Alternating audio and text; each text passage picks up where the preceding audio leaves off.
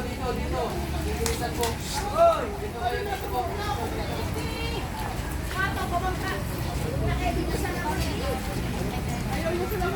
Sa kabila po, sa kabila. One line lang po, one line. Sige na po. Isang linya lang po, isang linya lang. Sige na po.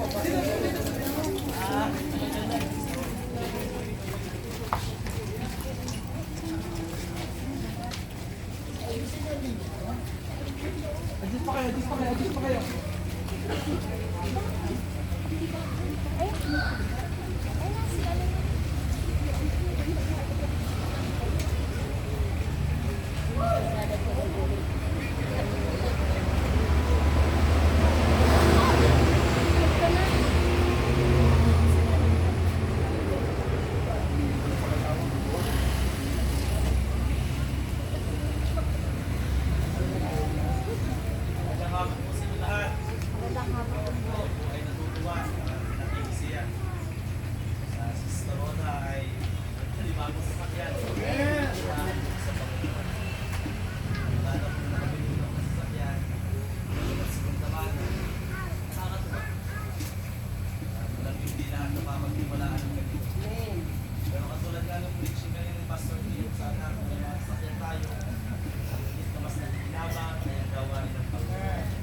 Proverbs 5:22, ang sabi ng Bible, the blessing of the Lord maketh rich, and He addeth no sorrow.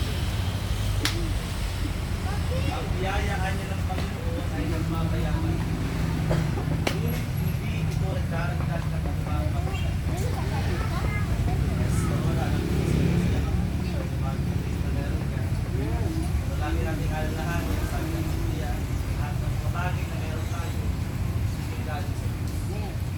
Walang anumang bagay na pwede tayong madalasalanan. Kaya anumang bagay, kung siya tiwala sa atin dito sa lupa, dapat na magkayamang siya. Sapagkat ang pagsusulit natin sa Panginoon, yung bagay na meron tayo, hindi ay pagsusulit natin sa Panginoon dun sa bagay na meron tayo, ilang porsyento ang Diyos sa kanila. Kaya salamat sa Panginoon.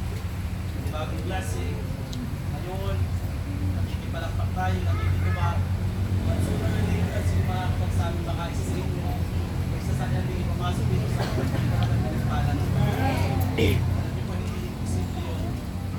Kanya-kanyang panahon lang yan. Ngayon, nakikisaya tayo, nakikituwa tayo. At darating ang panahon, lahat tayo magpapalari ng Panginoon, hindi lang sa mga spiritual na bagay, maging sa mga material na bagay. Ang sabi nga ng Bible in the book of Romans, yung kanyang ang anak ng respect, hindi niya itinagkain sa akin, how much more yung mga bagay na meron dito sa iyo. Kaya Ate Roda, ang sabi ng Biblia, the blessing of the Lord maketh rich, and He addeth no sorrow with him. Panalangin ko, ang piling ko, sasakyan ito'y pag-uwi na magamit para sa kagwalatian ng Diyos at para sa gawain.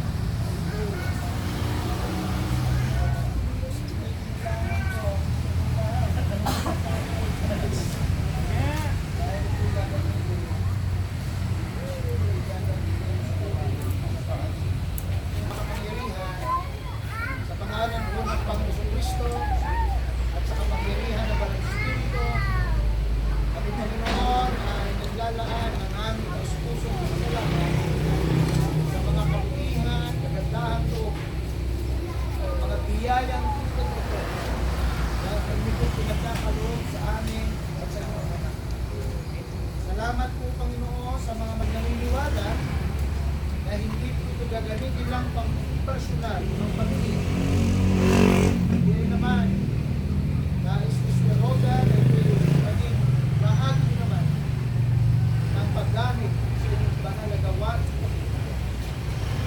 Salamat po sapagkat siya muli mong pinagkalooban na mula sa maliit ay ito naging malaki at ang pinagtuluan, nagagalak bilang kanyang pastor na siya po ay mayroong design, mayroong pagnanais na sa kanyang ito ay magkaroon ng bahagi ang iyong gawa ng Panginoon. Kanya naman Panginoon, ito po ay aming inihahandog sa iyo na inyong pagpalain Panginoon.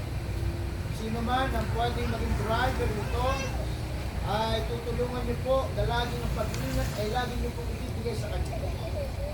Ingatan niyo po ang sasakyan ito sa anumang uri ng aksidente o anumang uri ng pagkasira. Hindi niyo po pagkakaloob ang inyong gabay at pag-ingat. Salain ko po si Roda ay maging mabuti at tiwala na sasakyan ito. Hindi niyo po pagkapalain ang sasakyan ito. Salamat po Panginoon at hindi namin hinihiling ang inyong basbas sa igawad niyo po kay Sister Roda bilang may-ari at bilang pinagkatiwalaan mo at maging sasakyan. Ang aming dalangin, amin po siya kinayahandog sa iyo at binibigay na mo. Sa ngalan po ng Panginoon sa Kristo.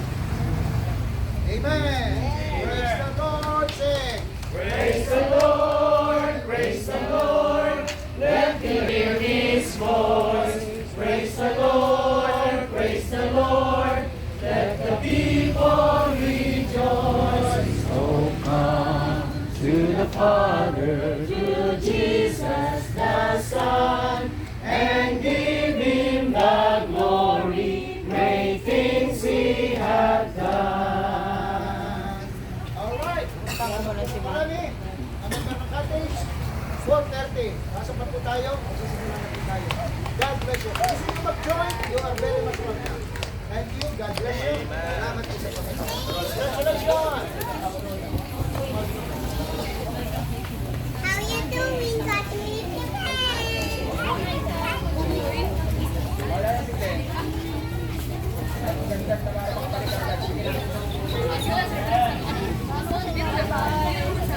Bira man talaga si Bossy. Ayun, patayin ko lang salita mo.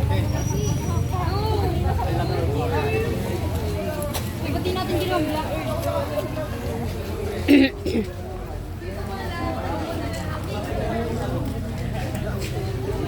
Hali natin ka sana! Laman niya.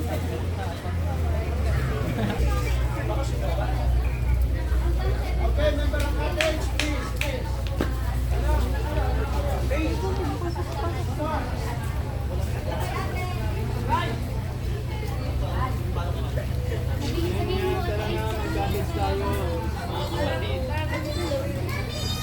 Hello everyone!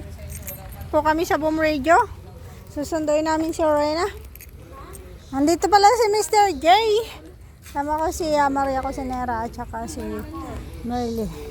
Anong pinaghihimutok mo? Sabi mo? Hanggang hapon. Magandang hapon ka daw. May sasabihin na naman yun. Ano naman yung sasabihin mo? Nakakalaka. Nakakasayaw ka. Sayaw ko. Ano pa? Ito nandun, anak ng guro, hindi. Kasi ito, maliit ito. Maliit ito. Maliit na kaya oh. Maliit din naman yan Maliit na ka oh. Maliit na ka oh. Ito hindi nakakalaka, nakakaman. Baka walang baka walang pa. Nung bata ako, nagkaman din ako. Maliit ka pa. Gapang. Birma Carino. Ay ako, di ba? Saan ka galing? Nakita kita doon. Ha? Ka galing? Kinato ka? Ba't umuwi ka na? Papunta pa nga ako doon. Pabulot na natin lahat yan. Puro na bagasgira. Dami yan. Takot ako. Huwag ka takot. Inaalis na lang yan. Di ba matapang ka? Magkakabit sa public. Takot kasi ito sa dugo eh. Takot ako pa ng dugo. Mayroon din yun. Nagpaalam ka kay Tatabal. Oo. Saan ka ba pupunta? Sa tatay. Magano ka doon? Ah, Anong gagawin mo doon? Ikaw? Alam, sama na. Hindi ko kaya mag-ika. Sasamahan ka niya? Samahan daw po siya ng Kami noon, napupunta sa anak namin. Yung matalino. Kasama namin. Yung tatay, mapatalman. Katama na, kapatid niya. Asan si Nine? Saan? Hindi sama marunong mambasa ng Tagalog. Saan na tayo papunta? Iwan mo na yan. Ganda mo. Ay, pasok na yan bukas. Ay, pasok ka na bukas. Kuya, sa kanila ito. Tiroda. Ay, hindi, sa kanya. Yan yan kay kuya. Kay kuya yan. Ginamit dati. Ay, pasok ka naman na bukas. Next time na lang. May bata sa likod ng Reyna. Oh. Sino ba yan? Anong pangalan yan? Dagol. Akala ko si cute. Akala ko si cute yan. Si cute yan? Eh, ka muna, sabi mo.